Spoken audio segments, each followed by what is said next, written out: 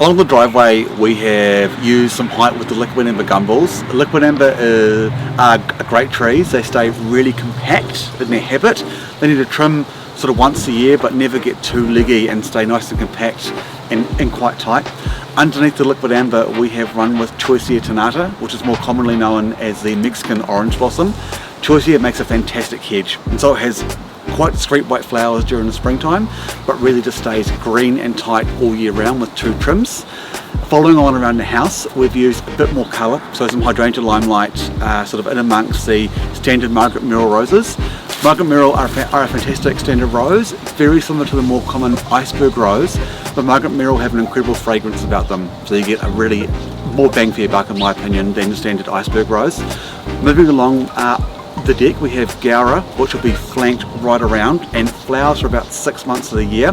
That's all contained by the Choicea hedge as well. And as we come through into the water garden with Vectoras, we then have the quite large Thuya smart. They're a fantastic conifer, never need trimming, and just give some real instant impact to that area of the garden. At the back there will eventually be a seating area, which where the 3 Thuya are there to create quite an evergreen backdrop. In amongst, along the sides of the water feature, we have Lavender Grosso, which is quite a good sized growing lavender, flowers for a very long period. And in amongst those we have Miscanthus gracilis, which is a really tall grass growing to about 1.5 to 2 metres, and that'll get up, but it's really during winter when they will shine. So when everything else is starting to look a little bit sad and the evergreen structure is there, the Miscanthus will just start to be changing and go brown and crunchy, and they'll actually hold their form all the way through the winter until spring comes along when you off the ground.